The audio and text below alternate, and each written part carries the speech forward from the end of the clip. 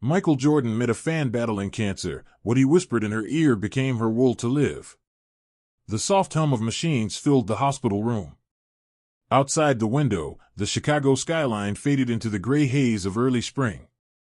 Inside, 9-year-old Emma Reyes lay propped against her pillows, a thin bull's blanket covering her legs. Her dark eyes followed the flickering image on the TV mounted to the wall. Michael Jordan soared across the screen, pulling off a gravity-defying dunk. The crowd roared, but Emma stayed quiet. Her mother, Maria, sat nearby, flipping through an old magazine without reading a word. A nurse walked in, smiling gently as she checked the floor. Emma barely blinked. "She didn't eat breakfast," Maria said, her voice dull. The nurse nodded. "We'll try again later." She paused, watching Emma. "Big game last night, huh?" Emma didn't answer. That night, Maria cried in the hallway. The doctor's words echoed in her mind. The treatments weren't working. Emma was fading fast. They didn't say it outright, but everyone knew. Weeks, maybe a couple of months.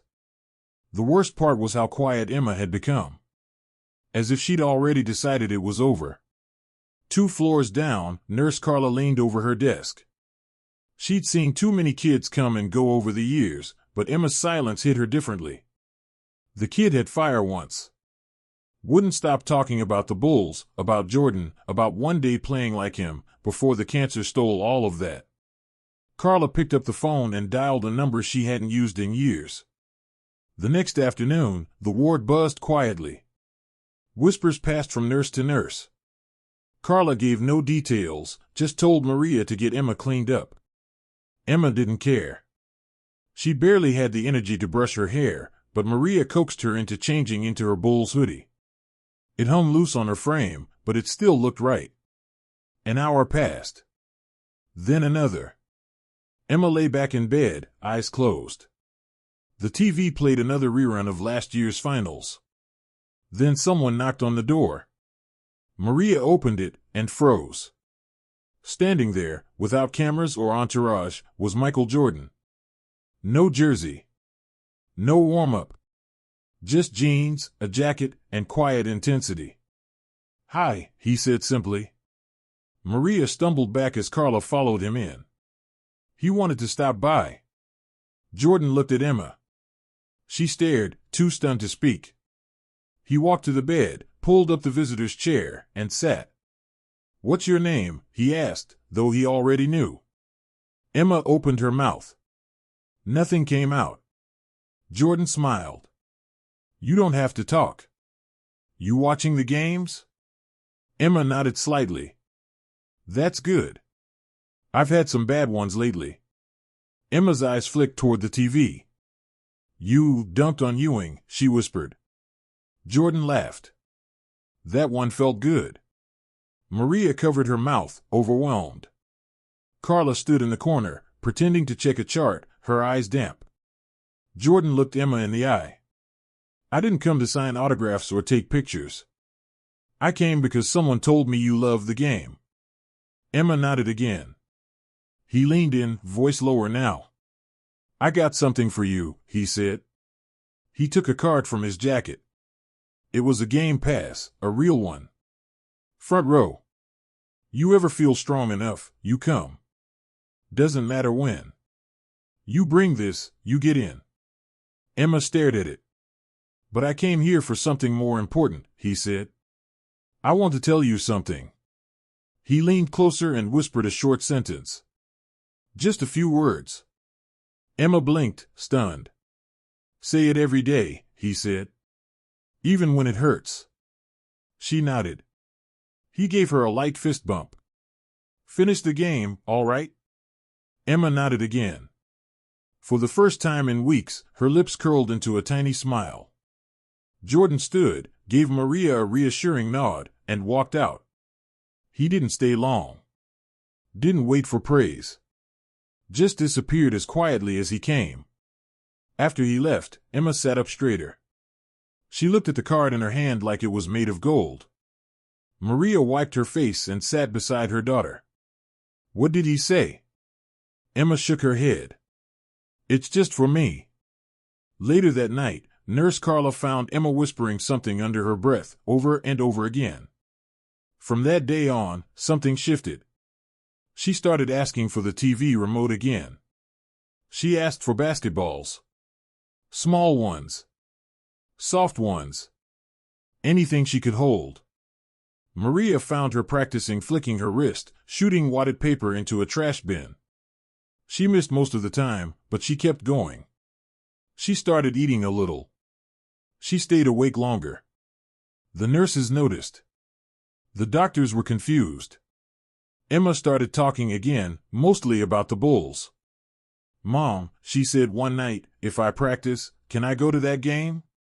Maria hesitated, then smiled. "Yes. You can." Every morning, Emma whispered those words Jordan gave her. Her voice was weak, but she said them with fire. One morning, Carla asked, "What is it you say?" Emma smiled but said nothing. A week later, a visiting resident wrote in his notes, "Patient showing unexpected signs of energy and interest. Appetite improving. Mentally alert. Prognosis unclear, but notable behavioral shift." Emma didn't care about notes. She just kept playing. Kept whispering. Kept fighting. Outside, the Bulls battled through another season. Every night, Emma watched. And every night, she repeated the words Jordan had whispered. Something inside her had reignited. Not from a miracle. From a moment. From a man who saw her, not as a sick kid, but as a player in the middle of her own game. Emma wasn't done yet. She had a game to finish.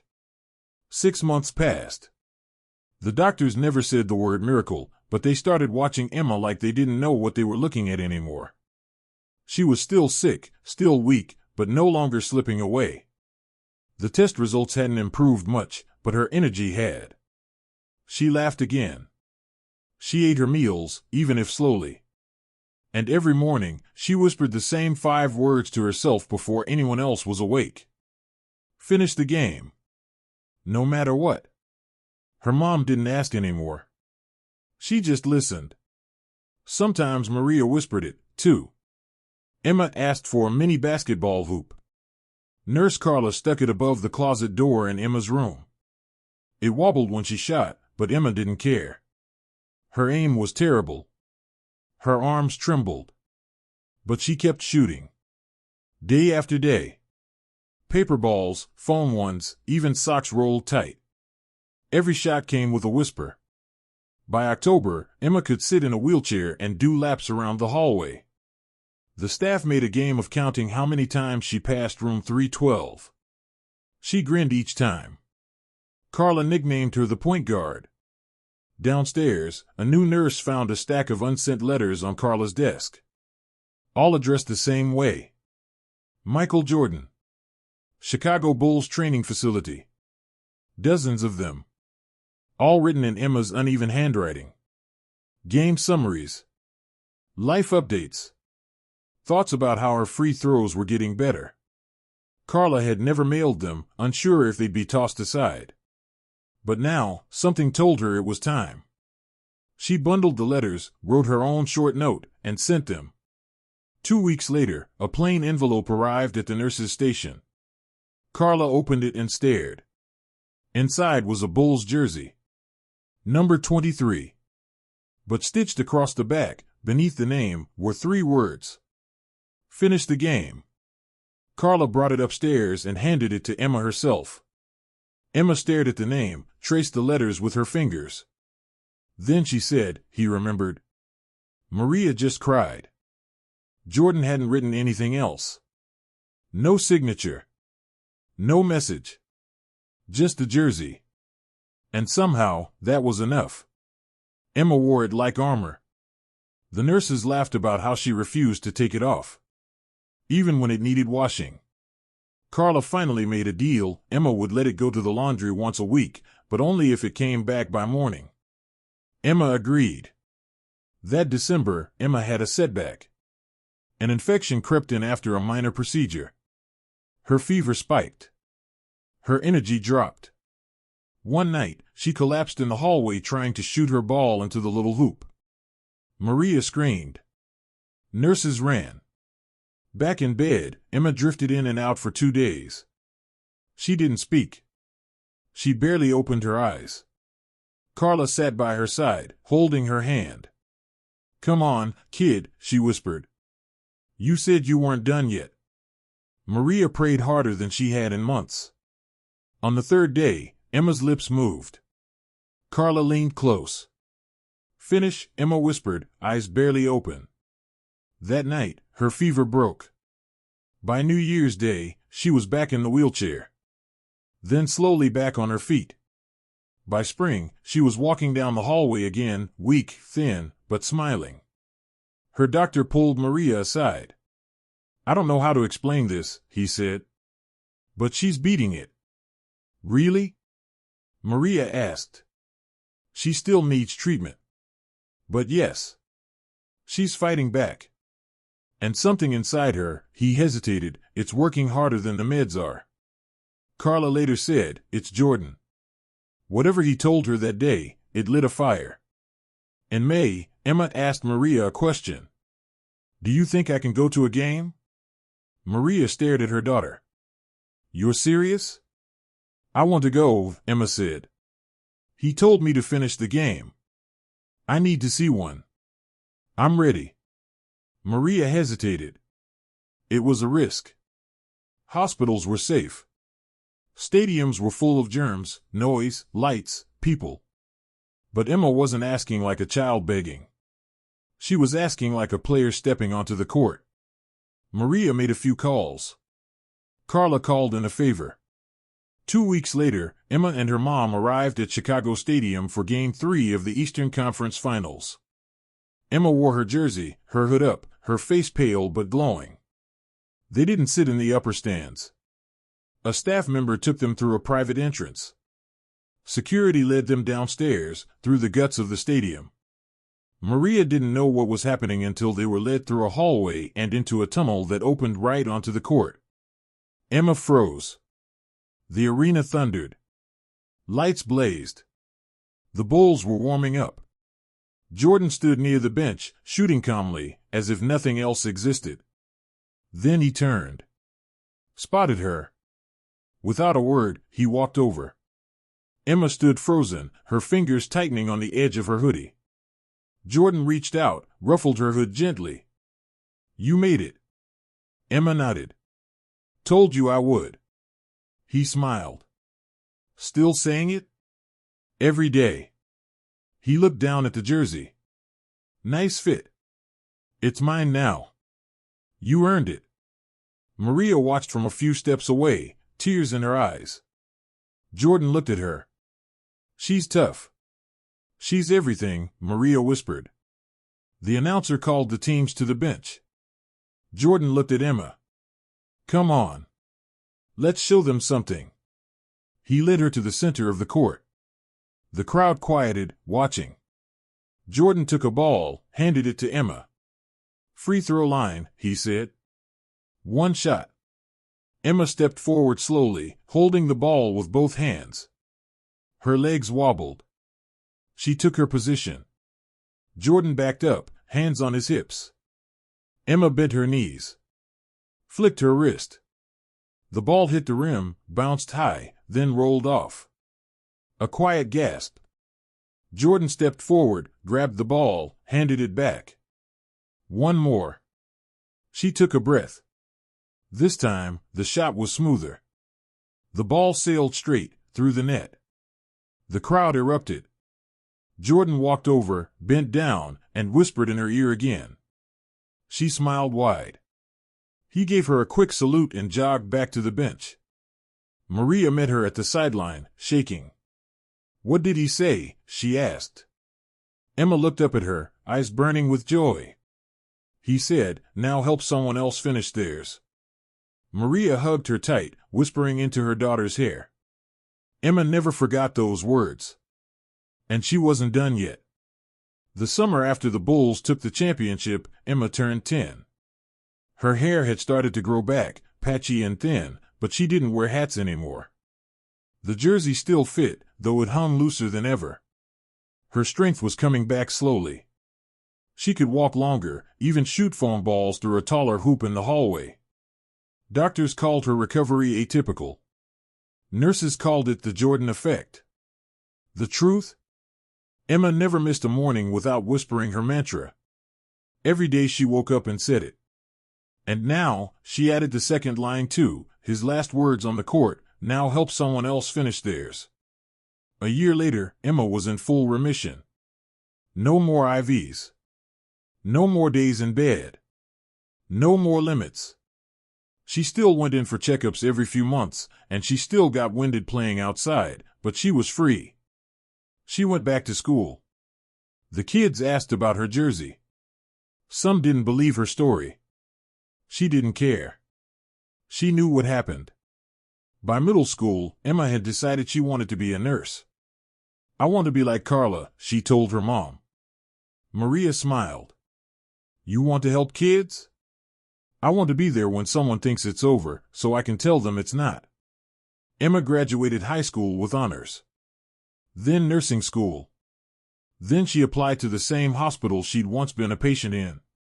Carla was still there, older, slower, but still smiling, and she nearly fainted when Emma walked into the break room wearing scrubs. You came back, she whispered. Emma nodded. Told you I'd finish the game. They hugged for a long time. By now, the world had changed. Jordan had retired. Twice. The Bulls weren't the same dynasty anymore.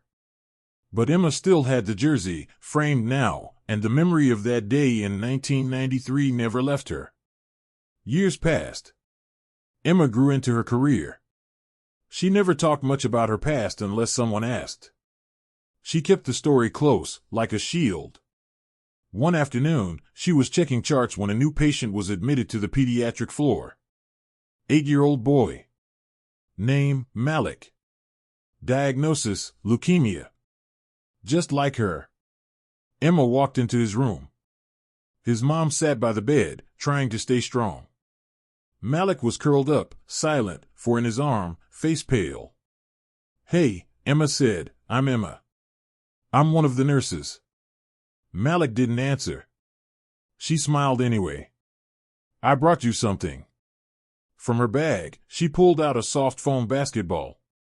Hospital's full of boring stuff. Figured this might help. He looked at the ball, uninterested. Emma sat down. You like basketball?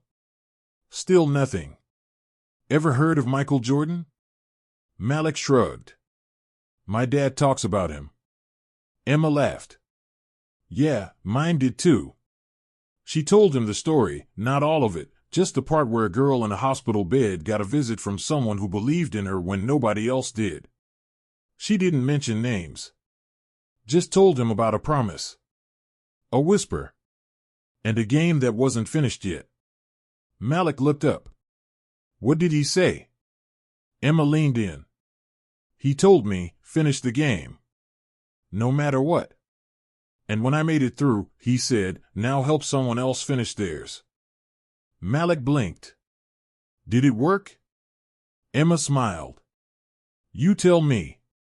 She stood, spun the ball on her finger, then handed it to him. You're in the middle of your game right now, she said. I'll be here till the buzzer. From that day forward, Malik started whispering the words to himself. The nurses noticed. His mom cried when she caught him doing it. Slowly, day by day, he got stronger. He wasn't cured overnight. But something shifted, just like it had with Emma years ago. One afternoon, Carla pulled Emma aside. You gave him the words. Emma shrugged. He just needed to hear them. Same as you did. Emma nodded. Exactly. One night, years later, Emma found herself at a charity dinner hosted by the hospital.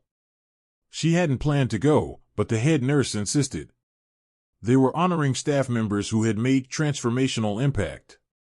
She sat at the edge of the room, in her dress, uncomfortable in crowds. Then the MC announced a special guest, someone who had shaped the hospital in ways we can never fully measure. The video played. Grainy footage from the 90s. Emma in her hospital bed. The shot on the Bulls court. Jordan handing her the ball. The crowd cheering. She felt her heart stop. Then he walked out. Older now. A few more lines on his face. But unmistakable. Michael Jordan. The crowd stood. Emma stayed frozen. He walked straight to her table. They didn't say anything at first. Then he grinned. You finished it. Emma stood, tears in her eyes. I'm helping others finish theirs now. He nodded. That's what matters. They hugged. No microphones. No cameras in their faces. Just a quiet moment between two people who had shared something no one else really understood. That night, Emma drove home in silence, the memory glowing in her mind. Years later, when she finally retired, the hospital gave her a plaque. Not for the hours worked or the years served, but for the legacy. Nurse Emma Reyes. Finished the game. No matter what. They hung it in the pediatric hallway, just above a small hoop mounted over a closet door. Kids still tossed balls through it. And every so often, a nurse would hear one of them whispering 5 words quietly to themselves, right before they stood up a little straighter, or picked up their spoon, or asked to walk again. And somewhere far away, in a quiet room, a retired basketball legend would sometimes look at a small framed photo of a little girl wearing his jersey and smile to himself. Because long ago, he whispered something into her ear. And she never stopped listening.